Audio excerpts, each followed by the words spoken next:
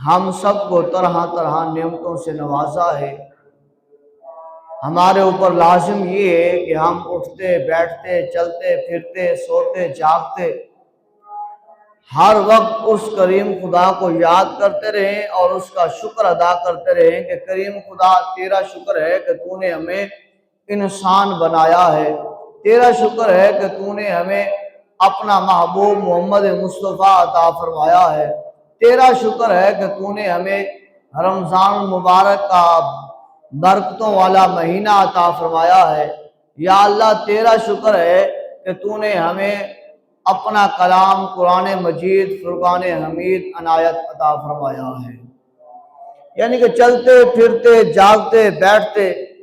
اس کریم خدا کا شکر ادا کریں، جتنا شکر ادا کریں اتنا ہی کم ہے، کہ فرمایا اگر ایک نعمت کا شکر ادا کیا جائے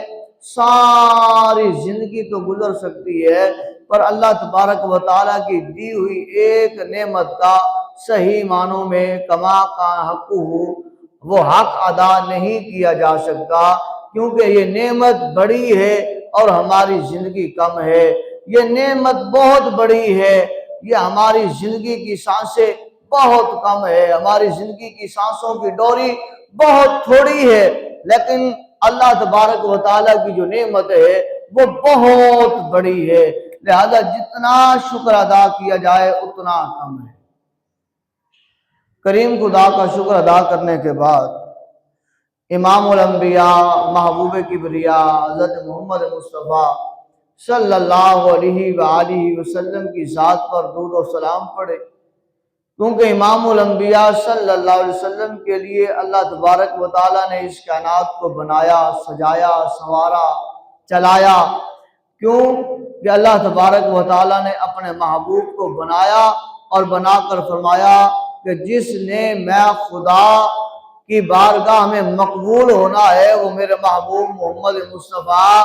صلی اللہ علیہ وسلم کی تابعداری و فرما برداری اور اس کی معیت و قربت اختیار کر لے، وہ بندہ میں خدا کی بارگاہ میں مقبول ہو جائے گا،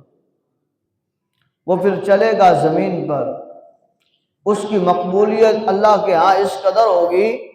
کہ وہ زمین پر مکہ میں چلے گا، مدینہ میں چلے گا، مدینہ کی گلیوں میں چلے گا،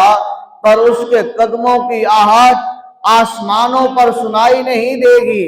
بلکہ اس کی جو ہے وہ قدموں کی آہٹ جنت میں سنائی دے گی، جو اللہ اور اس کے رسول کی تابعداری و فرما برداری اور قربت اختیار کر لیتا ہے۔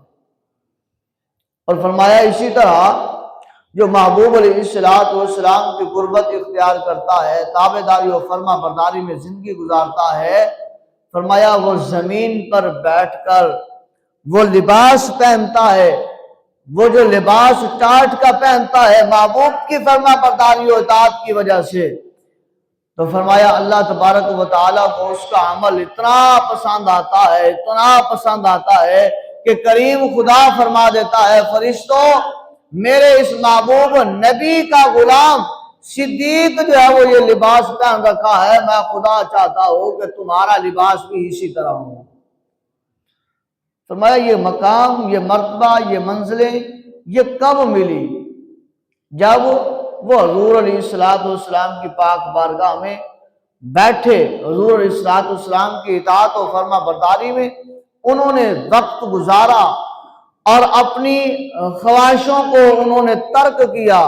جب انہوں نے رسول اللہ صلی اللہ علیہ وسلم کی خواہش پر، رسول اللہ صلی اللہ علیہ وسلم کے حکم پر، امام الانبیاء صلی اللہ علیہ وسلم کے فرمان پر جب انہوں نے وقت گزارا، زندگیوں کو گزارا، تو اللہ تبارک و تعالیٰ نے یہ مقام عطا فرمایا کہ وہ چلتے زمین پر ہیں،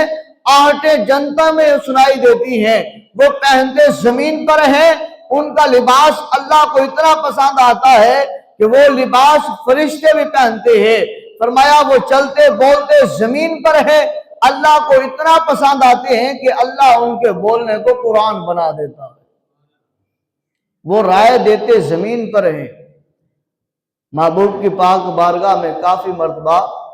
سیدنا عمر بن خطاب رضی اللہ تعالی عنہ نے رائے پیش کی، یا رسول اللہ صلی اللہ علیہ وسلم اس مسئلے میں میری رائے یہ ہے، میرا مشورہ یہ ہے